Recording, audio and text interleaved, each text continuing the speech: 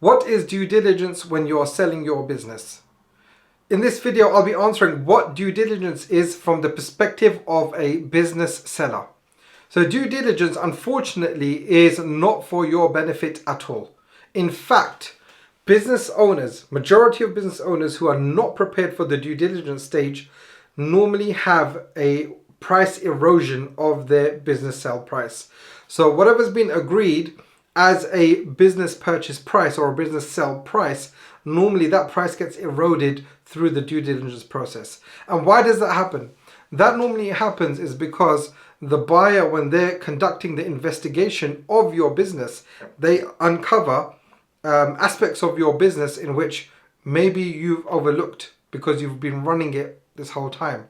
Maybe it's been overlooked by mistake. Maybe it's been overlooked by purpose. Maybe this has been carelessness. Whatever the case may be, the buyer is conducting a full investigation into your business, and if they find any flaws, then that erodes the price of your business. It can happen naturally. For example, you uncover that from your debtor book, from the people who are supposed to pay you, that someone hasn't paid you for 90 days. Therefore, the value of that payable is now lower and it's almost written off. So what you thought was income, what you thought was revenue, depending on how your accountant actually treats it, that's not revenue. In fact, that's a write-off. So therefore, the price of your business goes down. So due diligence needs to be conducted very, very carefully, or you need to be prepared for due diligence when it's conducted on your business. The best M&A advisors, and only a very small number of M&A advisors actually do this. Any client that works with me, I always get them to do a dummy due diligence. So that is a whole process that we go through to ensure that your business is prepared, at least on the main things, right? At least on the main things. Every single business is different and different buyers are different too. So for example, one thing might be really, really important, or 10 things might be really important to one buyer, where only 5 things are very important to another buyer. So as long as the main things have been done, and there's about 15 to 20 different items that you need to ensure, or I go through with my clients to ensure that their businesses are ready for sale when they're going through the due diligence. I call it dummy due diligence. So dummy due diligence is very, very important. And you need to know, what are those questions? What are they going to be uncovering? What are they going to be investigating? And if you know that and you're prepared from beforehand, you know that you will protect the price of your business. That's the 4th P, preservation, or it could be called protection as well. In any case, you're preserving the sales price of your business. I have 4 Ps that I work with different with all the sellers. So that's the last of the 4 P. If you protect and you preserve your sales price, you can achieve what was agreed from the outset. So due diligence is where a full investigation is conducted on your business.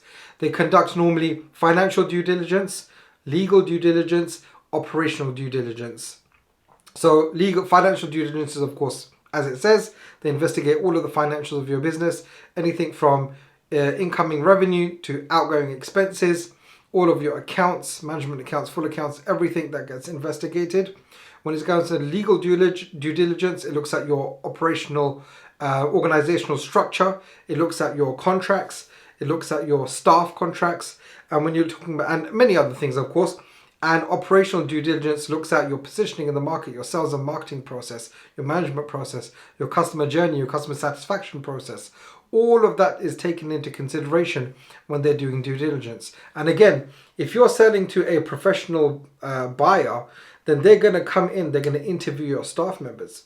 They might even interview your customers. They might even interview your suppliers.